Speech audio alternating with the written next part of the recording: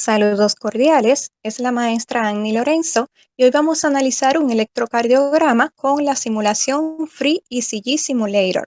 Vamos a analizar también la conducción eléctrica en nuestro corazón, el significado de las ondas P, QRS y T y las arritmias cardíacas detectadas por un electrocardiograma. La simulación. Electrocardiograma. Entonces, por ejemplo, vamos a darle acá a leer. Mira, aquí les muestra. Vamos a darle OK. Entonces, fíjense que acá nos muestra diferentes tipos de ritmos cardíacos. El primero, llamado ritmo sinusal, es el considerado como un latido normal del corazón. Entonces, vamos a distinguir las partes que conforman el latido normal del corazón. Primero, por ejemplo, las ondas características de un electrocardiograma, que viene siendo la onda P, el complejo QRS y por último la onda T. Ese es un latido, luego, ¿verdad? Este sería otro latido también conformado por una onda P, complejo QRS y una onda T. Pero, ¿qué distingue cada una de esas ondas? La onda P, que es básicamente, ¿verdad?, donde inicia el latido cardíaco, esa representa la actividad eléctrica de las aurículas. Entonces, tiene sentido que sea la primera onda representativa, porque ya habíamos dicho que las aurículas es que se producen los impulsos eléctricos por contener el nódulo sinusal, que es el marcapasos natural que produce los impulsos o señales eléctricas. Entonces, una vez que se ha producido la señal eléctrica en la aurícula derecha, en el nodo sinusal, entonces esa señal eléctrica va luego a pasar el nodo AB, por eso acá el segmento que va desde esa onda P al complejo QRS, ese segmento PQ, se le conoce como, o sea, en este caso viene siendo, simulando la conducción de la señal eléctrica desde la aurícula ya para pasar hacia los ventrículos. Como la masa cardíaca, ¿verdad? La masa ventricular es mucho mayor que la masa auricular. Ya cuando la señal eléctrica está conduciéndose a través de los ventrículos, vemos que esta es la representación más distinguible en un electrocardiograma porque viene siendo, ¿verdad?, el pico de mayor elevación. En este caso, este complejo llamado QR, la onda hacia arriba, y finalmente S, la onda hacia abajo, en conjunto representa la actividad eléctrica, pero de despolarización ventricular. Es decir, viene siendo cuando los ventrículos se descargan, se despolarizan. Esto conlleva a un aumento de la presión en el corazón. Es decir, que cuando se produce la despolarización ventricular es cuando también se contrae el corazón. Por eso, en donde se produce el complejo QRS, también se le llama que es cuando se inicia la sístole. Entonces, finalmente, cuando esa señal eléctrica, luego, ¿verdad? O sea, cuando los ventrículos vuelven a recargarse, entonces se produce lo que es la onda T. O sea, esa onda final, onda T, nos indica cuando ya los ventrículos vuelven a repolarizarse o, ¿verdad? En otras palabras, podríamos decir que cuando los ventrículos se recargan. Como es cuando los ventrículos se recargan, ¿verdad? Vuelven a repolarizarse. Ahí los ventrículos se relajan y permiten el llenado de sangre. Es decir, que en ese momento es cuando inicia la diástole. Entonces, así sucesivamente, bueno, ya se produce nuevamente otro latido, se genera en las aurículas, onda P, pasa a los ventrículos, por eso el complejo QRS, y luego se repolariza, bueno, la onda T. ¿Qué pasa? Que acá tenemos que distinguir dos cualidades. Una es la altura de la onda y otra es el ancho de la onda. Eso es bastante importante porque una altura mayor o menor a lo normal o un ancho, una estrechez mayor o menor a lo normal indica una afección negativa.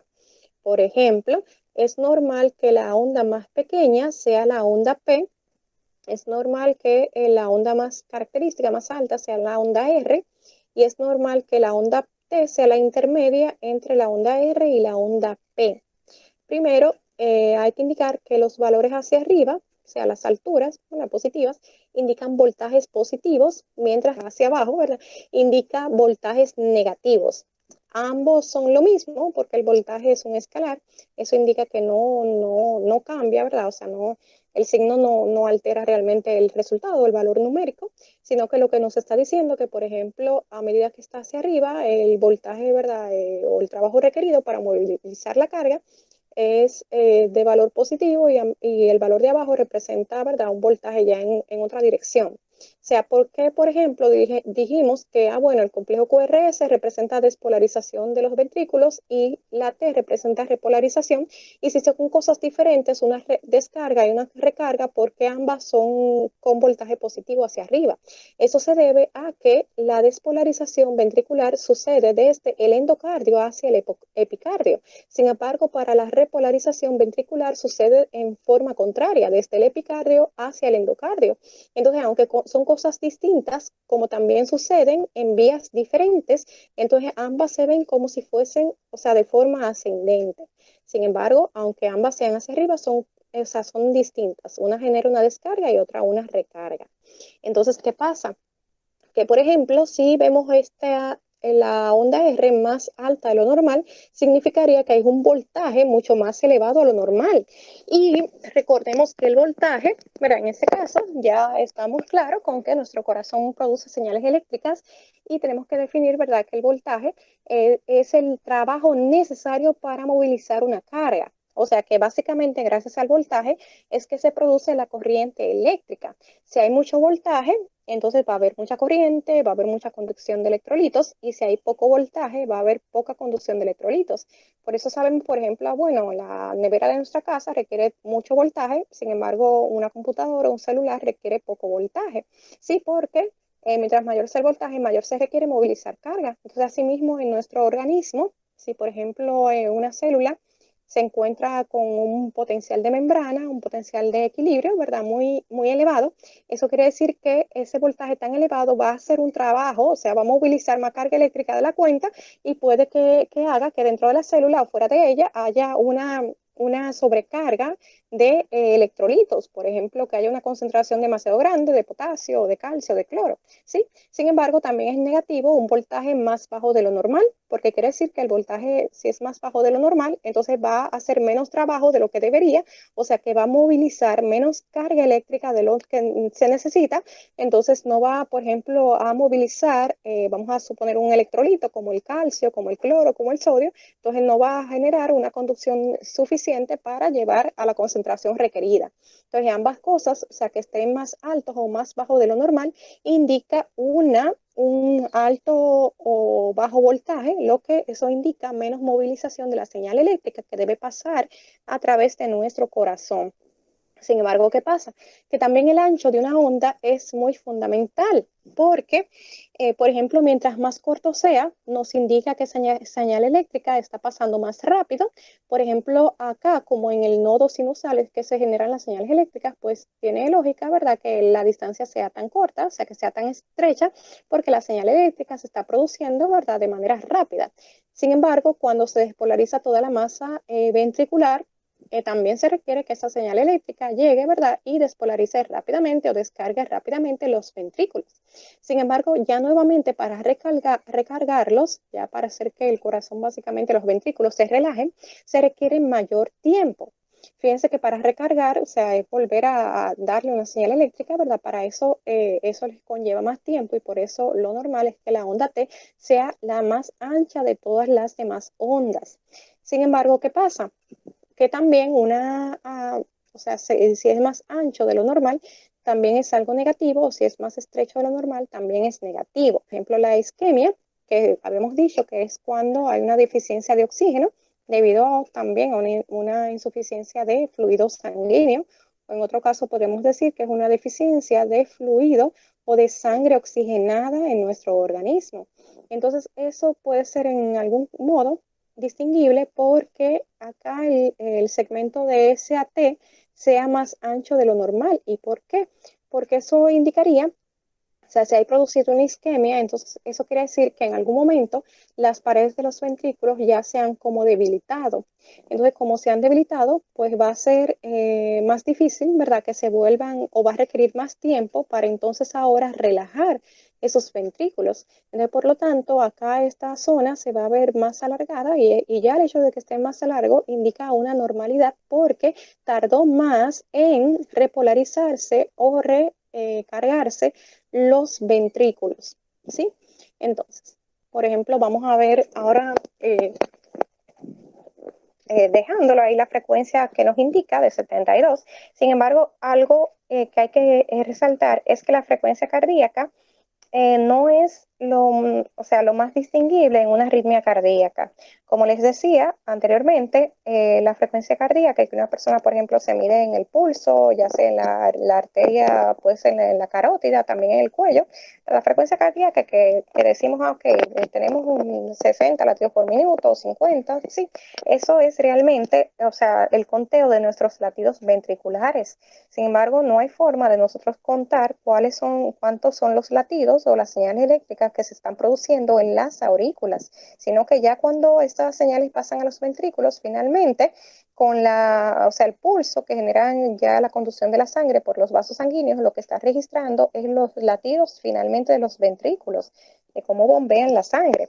Entonces, por eso es tan importante que una persona no solamente se le mida la frecuencia cardíaca, no, tú tienes la frecuencia cardíaca normal, puede ser que esa persona tenga una afección negativa cardíaca eléctrica en sus aurículas, pero ¿qué pasa? Que como ya al pasar la señal eléctrica a los ventrículos, entonces al final la frecuencia cardíaca lo que va a registrar son los latidos de tus ventrículos, pues que tus aurículas estén latiendo de manera normal, pero ya en la frecuencia cardíaca tú no la vas a distinguir. De ahí la importancia del electrocardiograma. Por ejemplo, vamos a distinguir este ritmo sinusal ahora con una bradicardia. Rápidamente podríamos decir, bueno, ¿qué es la diferencia fundamental que ve? Este era el ritmo sinusal, un latido normal, y cuando pongo bradicardia, ¿qué es lo primero como que podemos distinguir? O sea, decir, ¿por qué la bradicardia se diferencia del ritmo sinusal? Vamos a ver, por ejemplo, como acá la imagen al fondo tiene cuadros, podemos compararlo con los cuadros. Por ejemplo, acá entre este latido y este otro latido, vemos que básicamente abarca como si fuese un cuadro, porque esta es la mitad de uno, esta es la mitad de otro. O sea, entre un latido y otro, básicamente abarca un poquito más de un cuadro. Sin embargo, en la bradicardia, ¿verdad? Como ya dije, es más ancho. Fíjense que ahora entre un latido y otro, miren que hay un espacio de prácticamente 2 cuadros. Entonces ya eso nos está diciendo que es porque la señal eléctrica está tardando más, ¿verdad?, en generarse. Luego de producirse una, está tardando más en generarse la otra señal eléctrica. Entonces, imagínense, si tarda más en generarse la otra, al final en un minuto van a haber menor cantidad de latidos. ¿Sí? Por eso, ¿verdad? De 54 ya indicaba un descenso de la frecuencia cardíaca, lo que registra una bradicardia. En este caso, ¿verdad?, de tipo sinusal. Entonces, muy bien, la diferencia fundamental en el electrocardiograma del ritmo normal a la bradicardia es el ancho entre un latido y otro. Otra de las cosas que podemos establecer, bueno, como entonces está tardando más en pasar la señal eléctrica, también eso influye con que haya una disminución en el voltaje, en el trabajo requerido para movilizar la carga. Por eso también podríamos ver, aunque un poquito menos, pero también se puede ver que acá las ondas tienen una menor altura. ¿Sí? Por ejemplo, pongo a la anterior, miren que básicamente ocupan. Esta zona se llama zona basal o zona de equilibrio, que viene siendo como donde está una línea horizontal. Entonces, a partir de esa línea horizontal es que vemos que las demás suben o que las demás bajan. Entonces, viendo desde esta onda, desde esta zona basal o de equilibrio, esta onda R, fíjense que abarca prácticamente 1 y 2 cuadros hacia arriba. Lo estamos comparando con cuadros porque esta simulación nos permite comparar, ¿verdad?, las alturas y los anchos de esta manera. Entonces, hacia arriba vemos que la onda R abarca 2 cuadros, sin embargo, en la bradicardia, fíjense que no llega hacia los 2 cuadros hacia arriba. Y eso nos está diciendo que en la bradicardia, además de ser más ancha, ¿verdad?, la separación de un latido y otro, también entonces, al aumentar el tiempo, hay una reducción en el voltaje y por eso también son menos altas las ondas. Igualmente, miren la onda P. Aquí era un poquito más alta y la onda T, y acá también vemos que se han disminuido, ¿sí? Entonces, muy bien, por ejemplo, también de modo general, la taquicardia, ¿cuál podríamos decir? Bueno, es la característica fundamental, lo que podemos observar más rápido. Un ritmo sinusal que era normal, latido normal del corazón, y ahora al poner taquicardia se ve muchísimo más reducido. Es más, es como que se ve que ya entre un latido y otro no hay ninguna separación, porque en el caso de la taquicardia, entonces sinusal, ¿verdad?, los latidos son por encima de 100 por minuto, entonces están produciendo pero tan rápido que básicamente no hay un espacio entre cuando se produce un latido cardíaco y el siguiente latido, la siguiente producción de la señal eléctrica. Entonces, fíjense que cuando finalizó de repolarizarse los ventrículos, ahí mismo ya se activan, ¿verdad? Y se despolarizan las aurículas. O sea, terminó este latido y miren que casi no hay ninguna separación y ahora comienza el otro latido. O sea, básicamente son indistinguibles, o sea, la onda T o sea, se ve prácticamente igual que la onda P. O sea, fíjense que acá está el complejo QRS, que todavía la podemos distinguir. Sin embargo, al haber una alteración entre la producción de latidos, también eso puede ser originado o a la vez desencadena una dificultad o una deficiencia en el voltaje. También por eso la altura acá es menor, porque también ya hay una transmisión anormal o una conducción anormal de los electrolitos, ¿sí? Entonces vemos que en este caso, básicamente la onda T y la onda P, o sea, la vemos como iguales. Miren que básicamente tienen la misma altura o no se pueden distinguir. Lo diferenciamos por la onda R, que es la más alta, que después de la onda R o el complejo QRS va la onda T. Entonces, por eso sabemos que este es T y que este es la P. Sí, sí, porque, o sea, por la que va después y la que va antes. Sin embargo, básicamente son iguales. Entonces, pero la característica principal es que no hay espacio, básicamente, al final de un latido y el comienzo del otro, indicándonos que el tiempo, ¿verdad? Recuerden que el ancho indica tiempo, entonces si prácticamente no hay ningún ancho, o sea, el ancho es muy pequeñito, es porque nos está diciendo que el tiempo es muy pequeño entre un latido y otro, es decir, mientras menor tiempo sea, o sea, menor tiempo tarde entre un latido y otro, quiere decir que los latidos están tan cercanos que se van produciendo, ¿verdad? Mucho más por minuto. Pero vamos ahora, esos son tipos de arritmias generales, de hecho, hasta en circunstancias normales. Por ejemplo, una persona puede presentar taquicardia justo después de hacer ejercicios, porque al hacer ejercicio nuestro cuerpo demanda mayor oxígeno, entonces el flujo sanguíneo o la frecuencia cardíaca de igual manera aumenta para compensar esa demanda aumentada de oxígeno en nuestro cuerpo.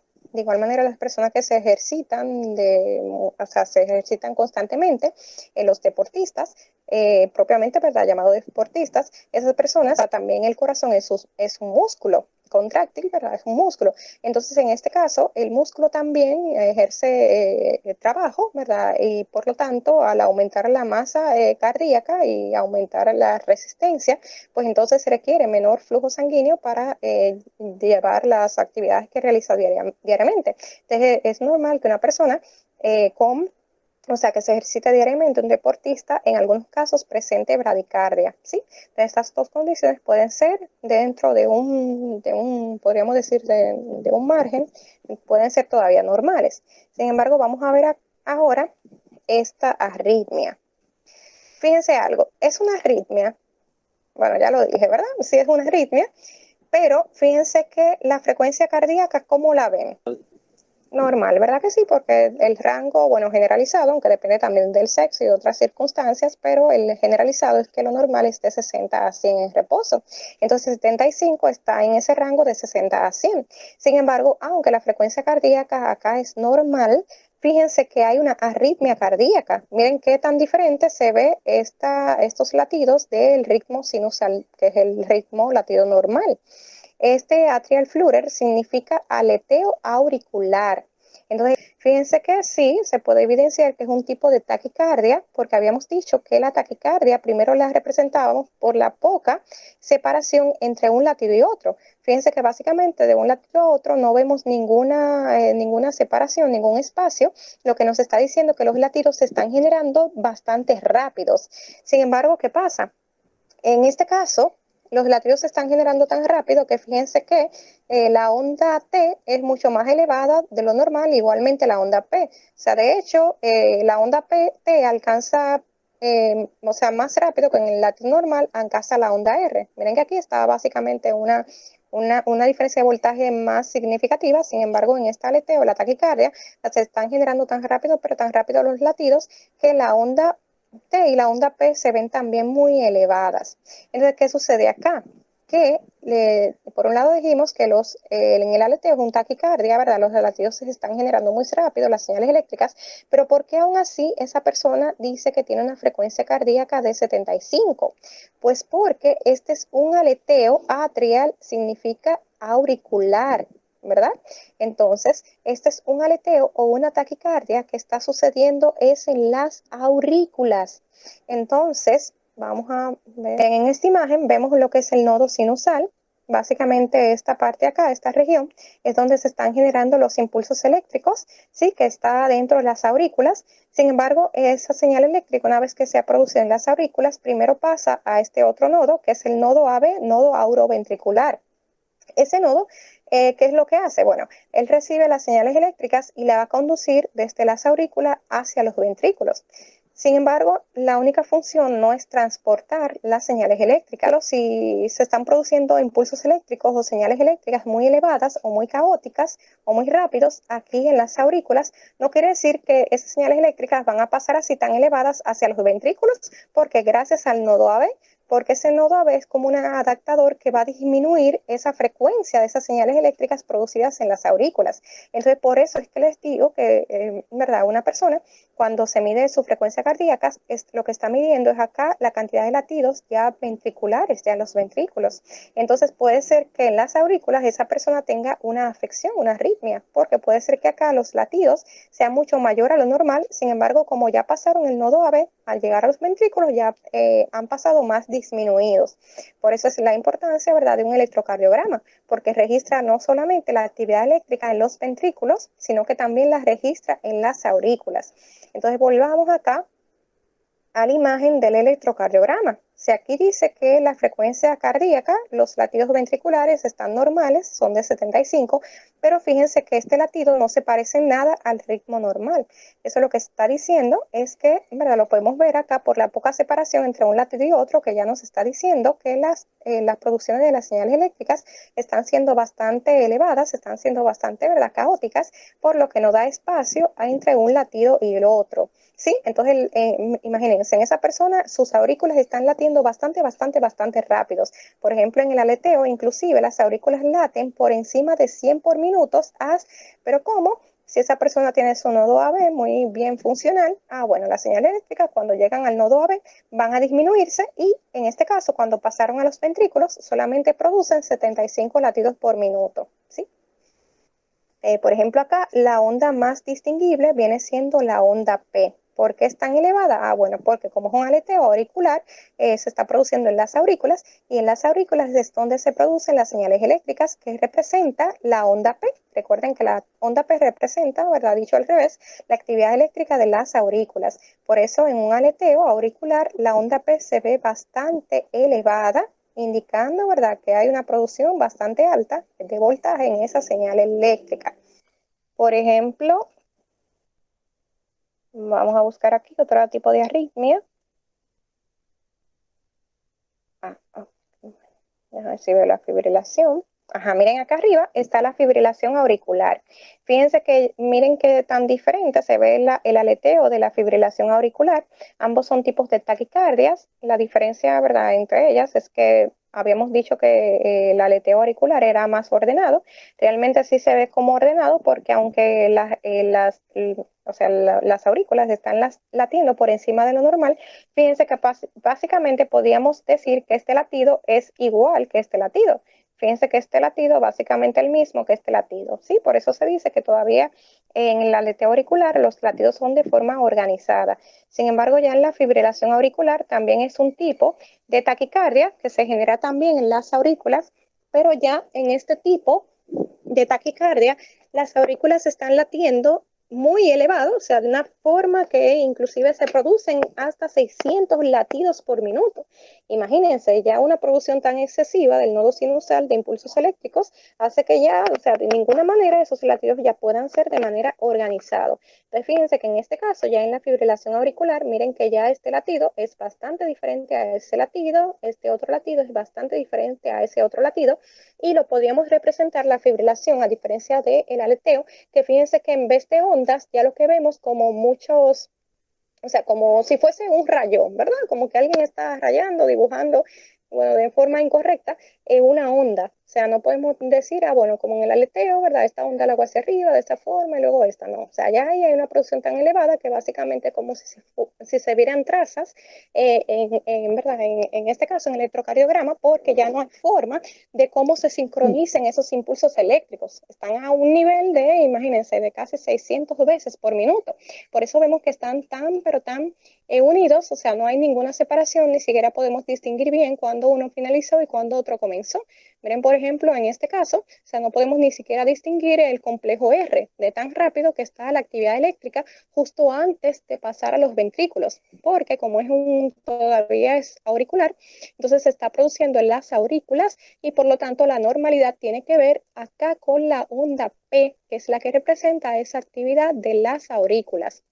Entonces, fíjense, o sea, qué contradictorio es que, por ejemplo, en este caso estamos diciendo que las aurículas están latiendo básicamente hasta 600 por minuto, sin embargo, esa persona tiene una frecuencia cardíaca de 90.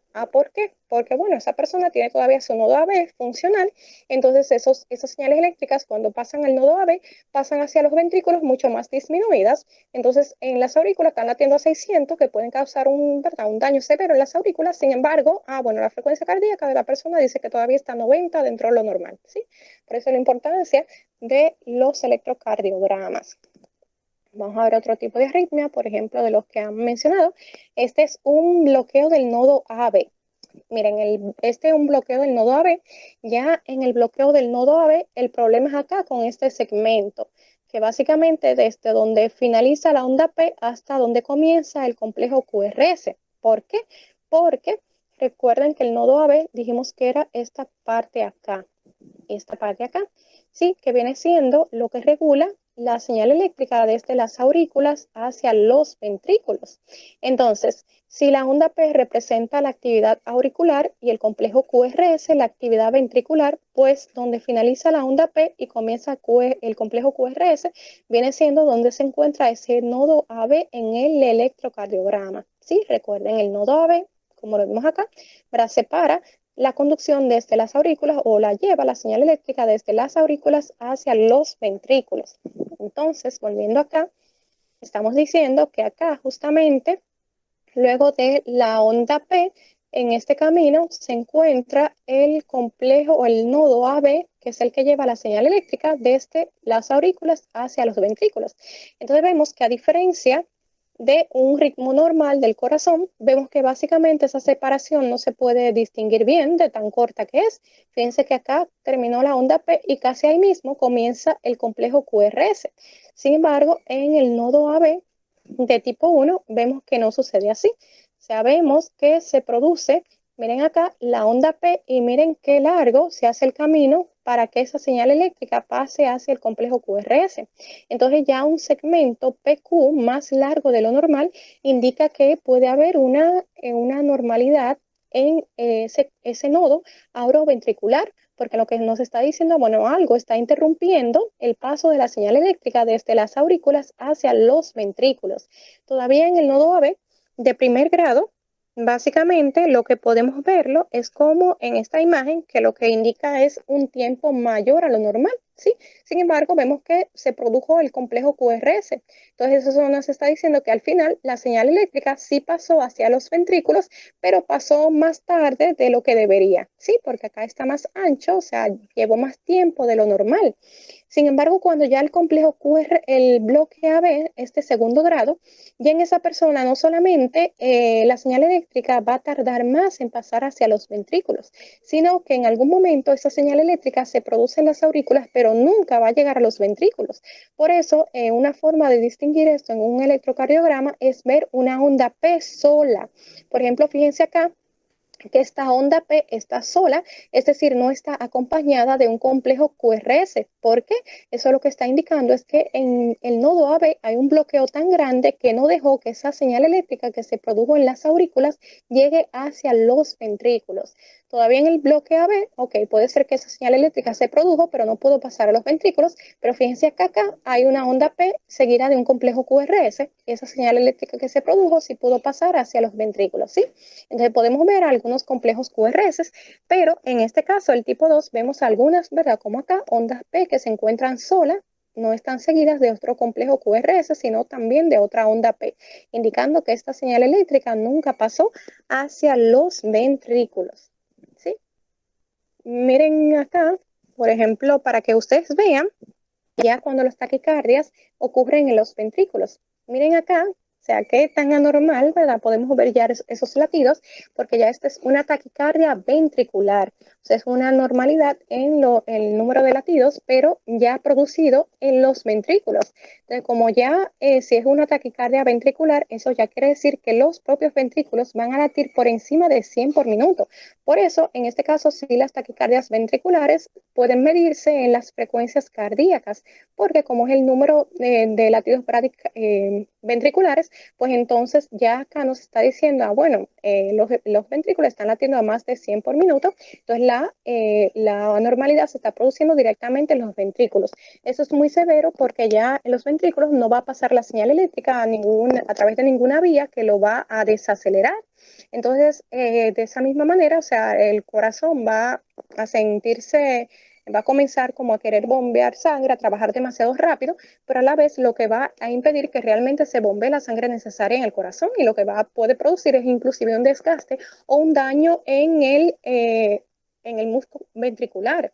De hecho, ¿verdad? Si no se corrige a tiempo, puede desencadenar en una fibrilación ventricular. Ya la fibrilación ventricular es cuando ya los latidos en los ventrículos se están produciendo inclusive hasta de 400 o hasta 600 veces por minuto. Imagínense, si en pocos minutos no se le pone a la persona un desfibrilador, lamentablemente lo que puede ocasionar la muerte. O sea, fíjense, ni siquiera lo voy a poner, o sea, bueno, lo voy a poner, pero miren, ¿qué vemos acá? O sea, nada. O sea, una fibrilación ventricular que ya ha superado algunos minutos, realmente, o sea, interrumpe en total la señal eléctrica a través del corazón. O sea, ya el corazón no puede bombear la sangre y se ha producido un daño tal que, en verdad, ya la persona no tiene conducción eléctrica a través de ninguno de los tejidos. Por eso es tan importante, ¿verdad?, en que una persona que se le haya detectado alguna arritmia cardíaca, se le implante ya sea un marcapasos, ¿verdad?, un desfibrilador subcutáneo, o que también, ¿verdad?, se tenga dentro de la casa lo que es un desfibrilador automático para producir una descarga en caso de taquicardia ventricular que no conduzca a la fibrilación.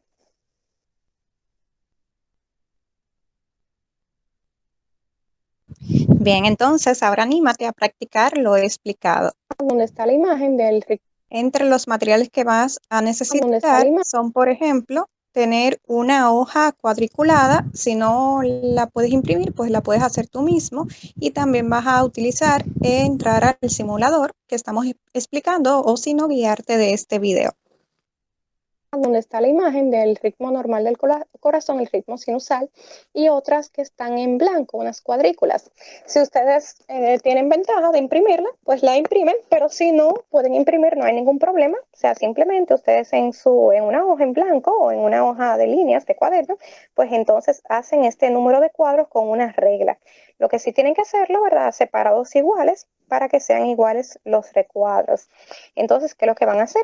Que con el uso de este simulador, ustedes lo que van a representar la arritmia que les indico.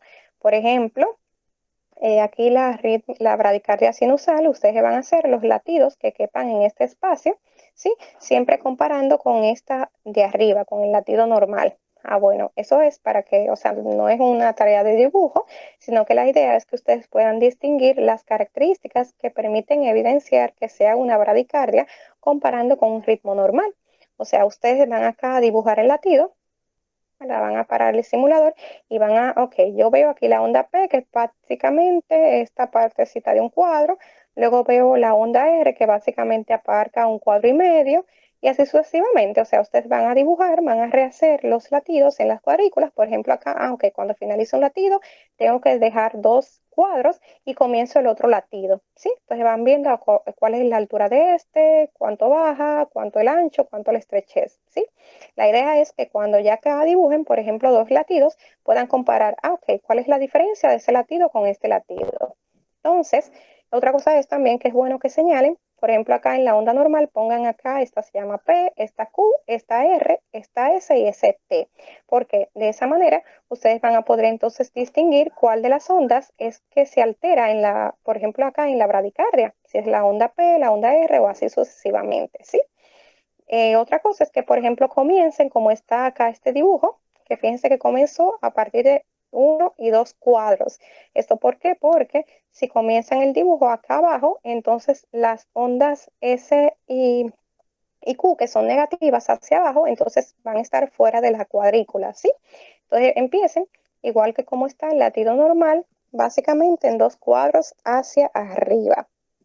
Entonces, una vez, ¿verdad?, que representen esas arritmias, ya van a poder ver con más facilidad cuál es la diferencia entre esas arritmias del ritmo sinusal. ¿Verdad? Como dijimos, acá el ancho tan grande entre un latido y otro representa que los latidos se están produciendo más lento, menos de lo normal, por eso una bradicardia. Y así sucesivamente, ¿verdad? Ya dijimos en el aleteo o en el tipo de taquicardia, fíjense que básicamente no hay separación entre una y otra. O por ejemplo, ok, hago el bloqueo del nodo AB, veo que entonces en este caso, ¿verdad? Tarda más, es más ancho entre la onda P al complejo QRS, eso es porque el problema está en el nodo AB que lleva la señal eléctrica de la aurícula hacia los ventrículos. Ah, bueno, del tipo 2, eso es porque veo, ¿verdad? Una onda P sola que no va acompañada de un complejo QRS.